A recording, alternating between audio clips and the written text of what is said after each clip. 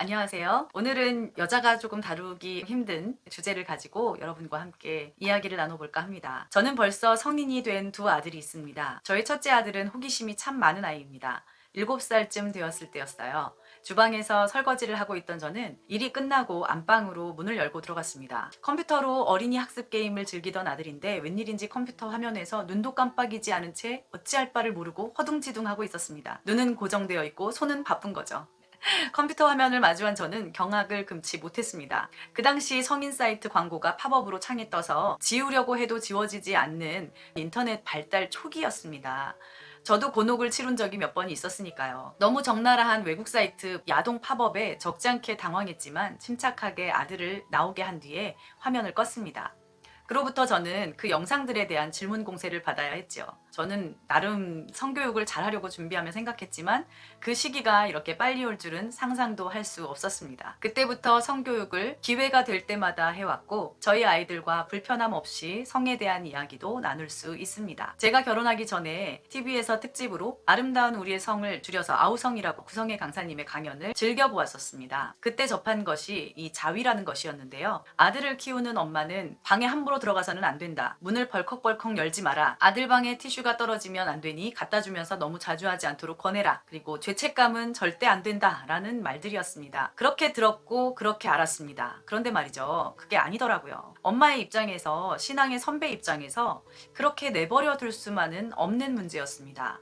그래서 찾아보기 시작했어요. 정말로 남자는 어쩔 수 없이 자위를 통해서 배출을 해야만 하는지, 여자와는 어떤 점이 다른 건지, 그리고 성경은 뭐라고 말하고 있는지 등등을 제가 알아보았는데 제가 정확하게 이것은 이거다 저것은 저거다 라고 이야기할 수 없지만 역시 과학적으로 설명하는 것은 한계가 있었습니다. 의견이 분분하더라고요. 그래서 오히려 이것이 맞겠다라고 생각하는 부분을 제가 여러분과 함께 이야기해 보려고 합니다. 적절한 자위의 빈도수는 어느 정도 된다고 여러분들 알고 계시나요? 소모된 정액과 호르몬, 신경물질의 회복되는 속도에 따라서 주기나 횟수가 정해지는데요. 회복되는 시간을 따져봤을 때 10대는 2, 3일에 한 번, 20대는 3, 4일에 한 번, 30대는 4, 5일에 한 번 이렇게 되는 거예요. 그래서 생각보다 자주 하면 안 된다라는 과학적으로도 증명이 되어 있는 검사 결과를 맞이할 수가 있었습니다. 이 자위행위의 후유증을 보면 상당합니다. 지나친 자위행위는 중추신경을 피로하게 해서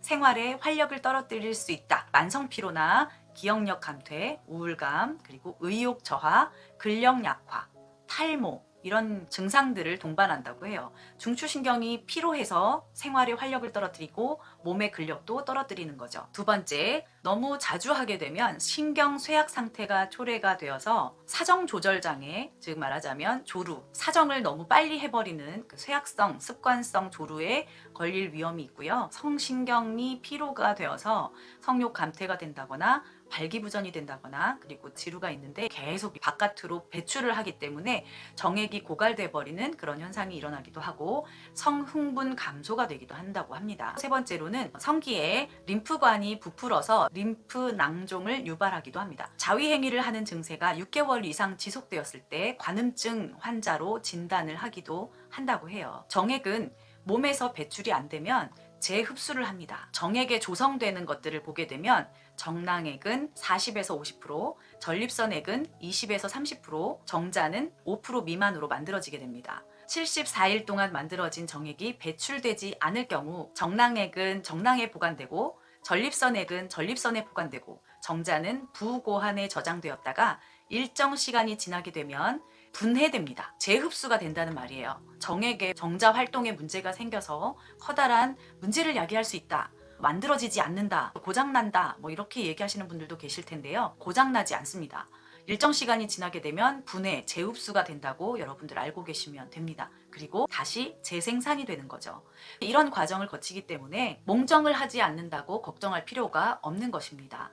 여자들은 어떤 과정을 거치냐? 여자들은 한 달에 한 번씩 난소를 통해서 난자가 만들어져 배출이 됩니다. 만들어져서 자궁벽에 붙어 있다가 정액이 들어와서 정자와 수정이 되게 되면 자궁벽에서 아기가 착상이 돼서 자라게 되지만 만약에 그렇게 되지 않는 경우는 한 달에 한 번 월경이라는 것을 통해서 생리라고 하죠. 생리 주기에 맞춰서 배출이 되는 거예요. 그래서 자궁에 벽에 붙어 있던 아기를 위해서 만들어진 영양분들을 그대로 배출시키는 겁니다.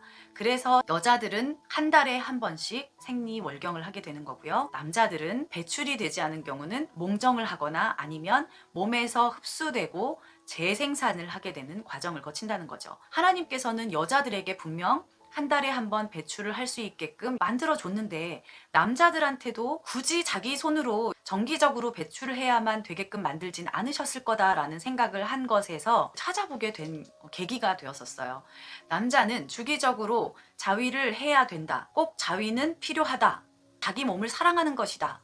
라고 이야기하시는 분들을 보면 그것에 대한 근거나 이런 것들을 제시하느냐, 그렇지는 또 않는 것 같아요. 자, 그러면 성경에서는 자위를 뭐라고 이야기하냐면 아직도 갑론을박이 있어요. 자위는 죄가 아니다 라고 이야기하시는 분들은 성경 안에 직접적인 자위에 대한 언급이 없다 라고 이야기하시는데요. 네, 그것은 글쎄요, 저는 어떻게 생각하느냐에 따라서 해석이 다르게 될 수도 있다라고 저는 생각을 합니다.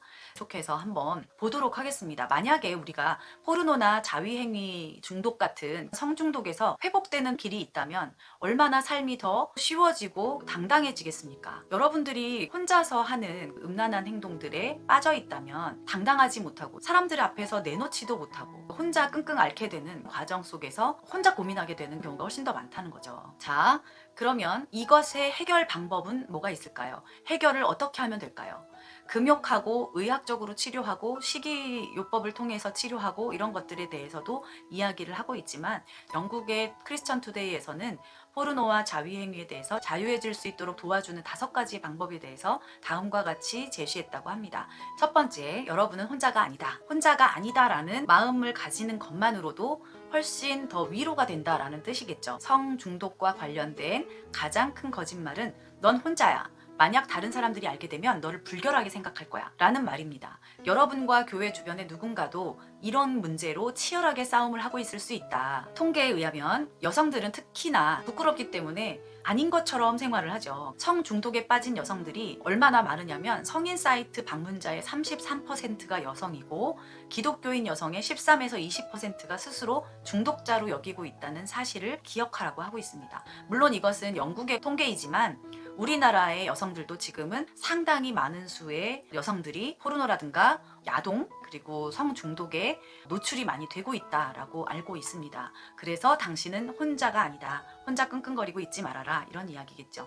두 번째, 누군가에게 말하라. 성경은 사단을 거짓의 아비로 언급하고 있습니다. 사단은 아무도 없는 어두운 곳에서 가장 활발하게 움직인다라고 얘기하죠. 당신이 어려움을 고백할 때, 빛 가운데로 드러낼 때 어둠 가운데 빛이 비춰지고 진리가 선포될 수 있는 공간이 생깁니다. 누군가에게 고백하고 그로부터 이해를 받게 된다면 넌 사랑받을 가치가 없다라는 사탄의 거짓말은 더 이상 효력이 없게 되는 거죠. 그리고 하나님의 은혜를 맛볼 수 있는 기회를 얻게 됩니다. 회복은 그러니까 혼자 하는 것이 아니라 함께 노력해가는 것이다 라고 말하고 있습니다. 자, 세 번째, 책임을 지라. 당신에 대해서 객관적으로 말해줄 수 있는 사람이 필요하다. 내가 약해질 때, 힘들어질 때 넌 사실 이걸 원하지 않잖아. 기억해 라고 말해줄 수 있는 조언자가 필요한 거죠. 신뢰할 만한 프로그램이나 단체를 통해서 정기적으로 만남을 갖거나 연락을 하면서 승리의 경험이나 어려움 등을 나누고 유혹이 밀려올 때는 언제든지 전화를 걸거나 문자를 보낼 수 있는 멘토 같은 사람, 조언자를 옆에 둔다는 그런 의미입니다. 책임을 지라라고 이야기하는 것은요, 내가 말을 하고 내가 열심히 노력하고 그것을 유지하려고 하는데 내가 거기에 손을 내밀어서 죄를 짓지 말고 책임을 내가 져야 한다. 자, 네 번째, 고통을 인식하라. 성중독은 친밀감 장애의 한 종류입니다. 예를 들어서 내가 나무라고 생각하면 열매는 우리가 취한 행동이겠죠. 아무것도 없는 것에서 사과 열매가 자라지 않는 것처럼 그들의 생명력은 뿌리에서 나옵니다. 성적인 충동과 싸우는 이들은 종종 트라우마나 학대, 유기 등 파괴된 친밀감의 여러 형태의 그 뿌리를 두고 있습니다. 치유는 우리가 이러한 숨겨진 원인을 인식할 때 일어나게 됩니다. 상담사나 멘토나 솔루션이라든가 여러 가지 문제를 캐내는 데 도움을 줄 수 있는 그런 단체에서 아니면 그룹에서 상담사를 통해서 고통을 인식하고 내 뿌리를 발견하고 확인하고 치유할 수 있는 인식 과정을 거쳐라 라는 이야기를 하고 있습니다. 5번째, 회복된 친밀감. 성중독에서의 회복은 여러분의 삶에서 무엇인가를 잘라내야 하는 의미가 아닙니다. 오히려 여러분의 삶에 무엇인가를 더하는 것입니다. 3가지가 더해지는데 바로 여러분 자신, 그리고 공동체, 그리고 하나님입니다. 스스로에 대한 친밀감은 나를 사랑하고 나를 친밀하게 느끼라는 말이에요. 스스로를 다독이고 영혼을 살찌우고 치유가 필요한 것을 받아들이십시오. 이런 말을 하고 있습니다. 죄책감은 여러분을 고립시키기 때문에 공동체는 필수적입니다. 공동체는 현실로 다시 돌아올 수 있는 치유의 방법입니다. 스포츠 운동을 한다거나 레크레이션 활동을 한다거나 취미를 즐기고 교회에 출석하거나 친구들과 정기적으로 만나서 교제를 하거나 여러분의 가슴에 자유와 희망을 불어넣어 줄 수 있을 것입니다. 물론 가장 진실되고 지속적인 친밀감은 바로 하나님과 나와의 친밀감입니다. 그분은 당신이 마주한 모든 유혹과 장면들을 모두 아십니다. 그리고 당신을 좋아하십니다. 당신을 즐거워하십니다. 그분을 만나려고 노력할 때 당신 곁에 오셔서 당신의 마음을 붙들어 주실 것입니다. 이렇게 되어 있습니다. 네, 크리스천 투데이에서 포르노와 자위 행위에서 자유할 수 있도록 도와주는 5가지 방법에 대해서 이렇게 제시를 했는데요.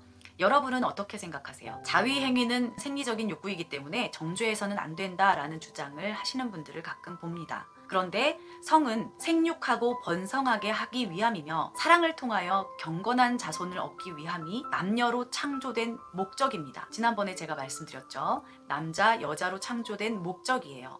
남자, 여자로 창조한 게 아니라 남자와 여자를 창조하셨다는 건 생육하고 번성하게 하기 위해서, 그리고 사랑을 통해서 경건한 자손을 얻기 위해서 남자와 여자로 창조되었습니다. 그리고 자위행위는 일반적으로 자신의 성욕을 채우거나 해소하기 위한 지극히 개인적인 행위입니다. 자위는 대체로 음란한 생각과 함께 여러 대상을 떠올리거나 포르노를 보면서 하는 경우가 대부분이면서 또한 일시적인 욕정의 분출입니다. 그래서 성경은 이런 것을 해결할 수 있는 방법으로 절제와 인내와 경건을 제시했습니다. 베드로후서에 나와 있죠. 이러므로 너희가 더욱 힘써 너희 믿음의 덕의 지식을, 지식의 절제를, 절제의 인내를, 인내의 경건을, 경건의 형제 우애를, 형제 우애의 사랑을 공급하라 라고 되어 있습니다. 이것처럼 성도에게 성경은 요구합니다. 성도의 몸은 하나님의 전이다, 성전이다 라고 말합니다. 성도는 성령 충만한 삶을 살아야 한다. 그리고 성도는 성령의 열매가 있어야 한다.